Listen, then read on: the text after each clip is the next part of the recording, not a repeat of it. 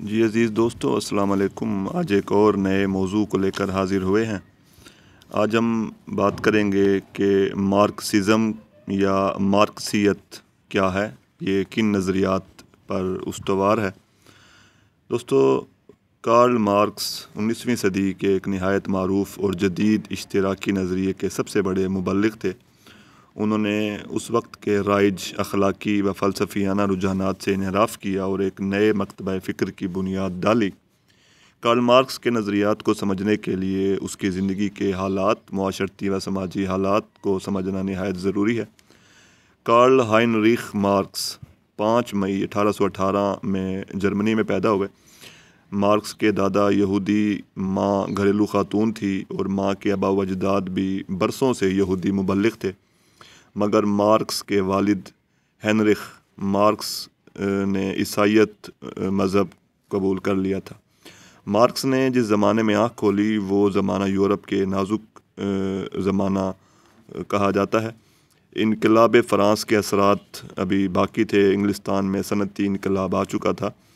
اقتدار جاگیرداروں سے نکل کر سرمایہ داروں کے ہاتھ لگ چکا تھا، مگر مارکس کا وطن جرمنی ابھی تک جاگیردار طبقے کے ہاتھ میں تھا۔ یہ جاگیردار طبقہ سرمایہ دارانہ نظام کے راستے میں ایک رکاوٹ تھا۔ مارکس اگرچہ قانون کے طالب علم تھے، مگر اس کے باوجود وہ جرمنی کی تاریخ، ادب کے مطالعے میں مصروف رہتے تھے۔ اس زمانے میں جرمن یونیورسٹیوں میں فلسفی ہیگل کا غلبہ تھا۔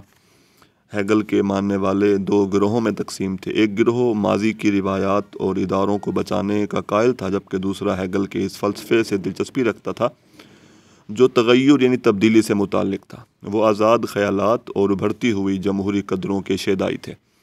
مارکس یعنی ہیگل کے فلسفے سے متاثر تھے۔ مارکس بھی ہیگل کے فلسفے سے متاثر تھے اور وہ دوسرے تغیر پسند گروہ کے حامی تھے۔ اپنے انقلابی خیالات کے باعث 1843 میں جرمنی چھوڑ کر وہ پیرس چلے گئے اور پیرس میں ان کی ملاقات فریڈرک اینگلز سے ہوئی۔ فریڈرک اینگلز مزدور طبقے کے حمایتی تھے، مزدور طبقے کے لیے جد و جہد کر رہے تھے۔ مارکس اور اینگلز اپنے نظریات کو عملی جامہ پہنانے کے لیے مل کر وہ جد و جہد کرنے کا پروگرام بناتے ہیں اور اسی پروگرام کے نتیجے میں وہ ایک دوسرے کی مدد بھی کرتے ہیں۔ مارکس فلسفیانہ تحقیق کے ماہر تھے، جبکہ اینگلز سیاسی معیشت میں مہارت رکھتے تھے۔ فریڈرک اینگلز اور مارکس کے نظریات کیونکہ مشترک تھے، چنانچہ 1848 میں کمیونسٹ مینیفیسٹو کے نام سے، جس کا اردو ترجمہ اشتراکی منشور کا ہے، کے عنوان سے ایک کتاب لکھی گئی۔ یہ کتاب انہوں نے مزدور اور لاچار عوام کی زندگی سے متاثر ہو کر لکھی تھی۔ اس کے علاوہ مارکس نے ڈاس کیپٹل، جس کا اردو ترجمہ سرمایہ کے نام سے کیا گیا ہے، تو یہ کتاب انہوں نے تحریر کی، جس میں سرمایہ داروں کی کھل کر مخالفت کی اور مزدور طبقے کی حمایت کی۔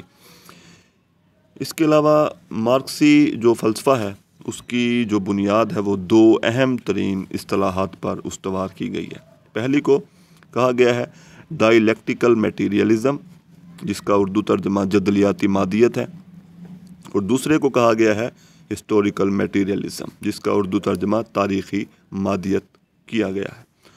مارکسی فلسفے کے مطابق مادہ یعنی کہ میٹر اس کائنات کی سب سے اہم شے ہے۔ کائنات کی ہر شے کی حرکت و عمل اسی مادے یعنی کہ میٹر کے تابع ہے۔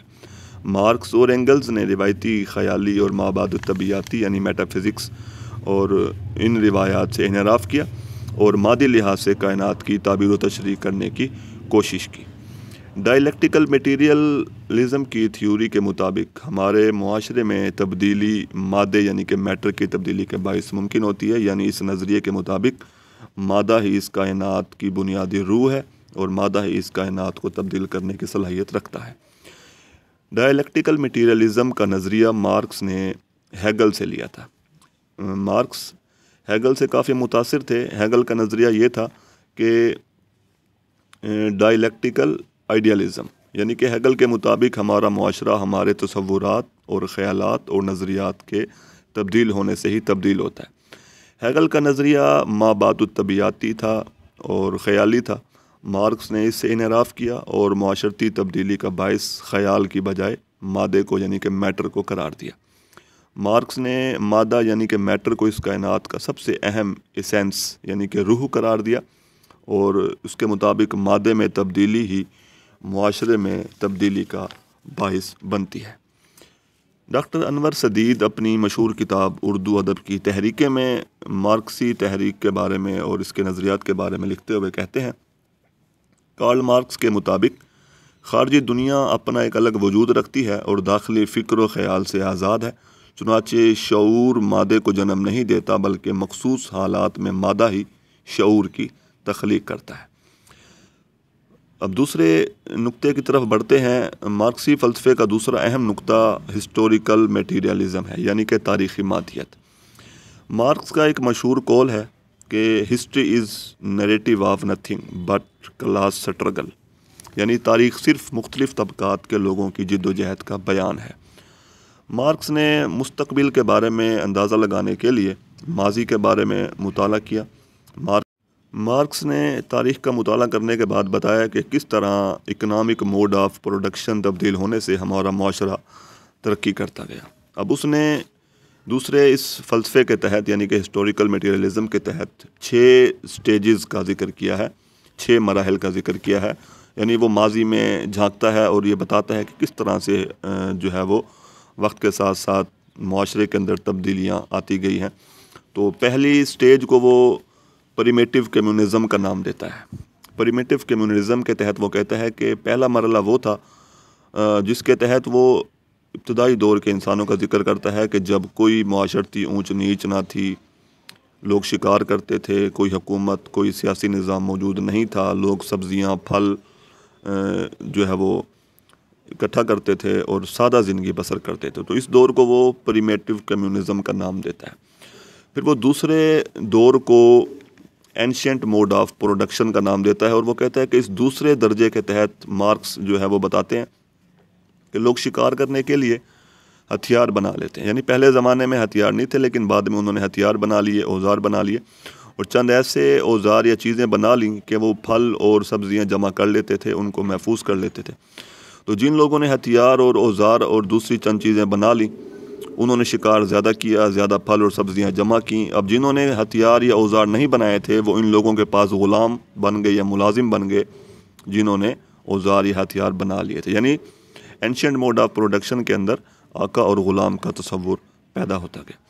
اب تیسرے درجے پر یا تیسری سٹیج پر وہ فیوڈل سسٹم کا ذکر کرتے ہیں، یعنی کہ جو ماسٹر تھے یعنی جو آقا تھے ان کے پاس غلام یا ملازم آئے، یعنی وہی غلام یا ملازم جن کے پاس ہتھیار یا اوزار نہیں تھے، کہ ہمیں کاشتکاری کے لیے زمین کا کچھ حصہ دیا جائے تاکہ ہم وہاں پر زمین کاشت کر کے اپنی گزر بسر کر سکیں۔ چنانچہ جو ماسٹرز تھے یا آقا تھے انہوں نے ان لوگوں کو زمین کا کچھ حصہ دے دیا اور ان کی حفاظت بھی کی۔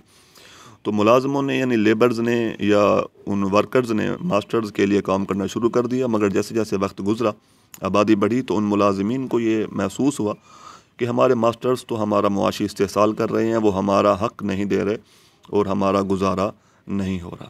چنانچہ اس موقع پر کارل مارکس جو ہیں وہ کیپٹلزم کا لفظ استعمال کرتے ہیں اور ایک نیا درجہ یا ایک نئی سٹیج کا ذکر کرتے ہیں، یعنی خدمت گزار یا ملازمین نے کہا کہ ہمارا گزارا نہیں ہو رہا، ہم اب کسی انڈسٹری میں کام کرنے کے لیے تیار ہیں تاکہ ہم وہاں پہ زیادہ پیسہ کما سکیں۔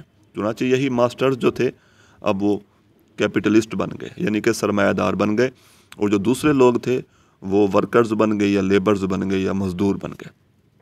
چنانچہ مارکس نے ان کیپٹلسٹ کو بورژواں اور مزدوروں اور محنت کشوں کو پرولتاری کہا ہے۔ اب یہ بورژواں اور پرولتاری کا لفظ جو ہے یہ اردو میں ترجمہ کیا گیا ہے، یعنی سرمایہ داروں کو اس نے بورژواں کہا ہے، کیپٹلسٹ کہا ہے، اور محنت کشوں مزدوروں کو جو ہے وہ پرولتاری کہا گیا۔ مارکس اس سرمایہ دارانہ نظام کے خلاف تھے، اس کو لگتا تھا کہ اس نظام میں بھی مزدوروں اور غریبوں کا معاشی استحصال ہوتا ہے۔ چنانچہ اس نے پھر پیشن گوئی کی کہ اب کوئی نیا نظام آئے گا اور انقلاب آئے گا۔ اب اس چوتھے درجے تک کارل مارکس خود حیات تھے، زندہ تھے، وہ تمام معاشرتی تبدیلیاں دیکھ رہے تھے۔ اب انہوں نے پیشن گوئی کی کہ اب جو نیا نظام آئے گا وہ ہوگا سوشلزم کا۔ تو مارکس نے کہا کہ جب سرمایہ دار طبقہ ورکرز اور لیبرز کا استحصال کرے گا تو ایک انقلاب آئے گا، اور یہ انقلاب اس پرولتاری طبقے یعنی مزدوروں اور محنت کشوں کی طرف سے ہوگا اور سرمایہ داروں کے خلاف ہوگا۔ چنانچہ ساری طاقت اور حکمرانی اس وقت کے پرولتاری طبقے یعنی کہ مزدوروں محنت کشوں کے ہاتھ میں ہوگی، مگر یہ نظام بھی زیادہ عرصے تک نہیں چلے گا۔ اس نظام کے تحت اگرچہ ہر طرف امن ہوگا، سکون ہوگا، کسی کو کوئی شکایت نہ ہوگی، کیونکہ پرولتاری طبقہ ماضی میں ظلم و ستم کا شکار ہو چکا تھا، چنانچہ وہ انصاف سے ایک اچھا معاشرہ قائم کرے گا، مگر آخر ایک وقت آئے گا کہ پرولتاری جو ہے وہ اپنی ڈکٹیٹرشپ چھوڑ دیں گے۔ اب اس نظام کو اس نے کمیونزم کا نظام کہا ہے، چنانچہ اب وہ سوچیں گے کہ اب ہمارا معاشرہ تو مساوات کے اصولوں پر قائم ہے، سب کو حق مل رہا ہے، جو محنت کرتا ہے اس کو اس کا حق ملتا ہے، چنانچہ اب کوئی بھی طبقاتی اونچ نیچ کشمکش باقی نہیں رہے گی۔ مارکس کے نزدیک جب معاشرے سے طبقاتی نظام ختم ہو جائے گا تو جد و جہد بھی ختم ہو جائے گی، اور اسی کو مارکس نے اینڈ آف ہسٹری کہا ہے، یعنی اب تاریخ کا خاتمہ ہو جائے گا۔ تو مارکس کے نظریے کو اگر ہم مختصر طور پہ بیان کریں تو مارکس کے مطابق دو طرح کے لوگ ہوتے ہیں۔ پہلی طرح کے لوگوں کو وہ ہیوز کہتا ہے، ہیوز یعنی جن کے پاس کچھ ہے، ان میں ذاتی کاروبار رکھنے والے سرمایہ دار لوگ شامل ہیں جنہیں ہم اردو میں بورژواں طبقہ کہتے ہیں۔ دوسری طرح کے لوگوں کو وہ ہیو ناٹ کہتا ہے، یعنی جن کے پاس کچھ نہیں ہے، یہ مزدور، محنت کش، ورکرز، لیبرز ہیں، ان سرمایہ داروں کے پاس کام کرتے ہیں، وہ سرمایہ دار ان کا معاشی استحصال کرتے ہیں، ان کو کارل مارکس جو ہے وہ ہیو ناٹ کہتا ہے، اور اس کو ہم اردو میں پرولتاری طبقہ کہتے ہیں۔ مارکس کا نظریہ کہتا ہے کہ سب کو برابر کے حقوق ملنے چاہیے اور برابر کا منافع ملنا چاہیے، ایکول پراپرٹی رائٹ سب کو ملنے چاہیے، سب کو برابر کے پراپرٹی کے حقوق ملنے چاہیے، سب کو حقوق اور منافع برابر ملنا چاہیے، منافع، پیسہ اور آمدنی کے مواقع کسی ایک شخص کے پاس نہیں ہونے چاہیے بلکہ یہ ایک کمیونٹی کے ہاتھ میں ہونے چاہیے۔ تو مارکسزم میں مادے کو اصل حقیقت تصور کیا جاتا ہے، مادہ اور مادے کو پیدا کرنے والے ذرائع کو مرکزی اہمیت دی گئی ہے۔ ان لوگوں کا خیال ہے کہ کیونکہ ہمارے معاشرے میں مادے کی پیداواری ذرائع اور اس کی تقسیم میں مساوات نہیں ہے، چنانچہ اسی باعث طبقاتی اور معاشرتی تقسیم بھی موجود ہے۔ تو ایک مثالی معاشرہ اسی وقت وجود میں آئے گا جب سرمایہ دار طبقے یعنی کہ بورژواں اور مزدوروں یعنی محنت کشوں یعنی پرولتاری طبقے کے مابین کشمکش ختم ہو جائے گی، اور ایک ایسا معاشرہ وجود میں آئے گا جو غیر طبقاتی ہوگا۔ اس معاشرے کو مارکس اشتراکی معاشرہ کہتا ہے۔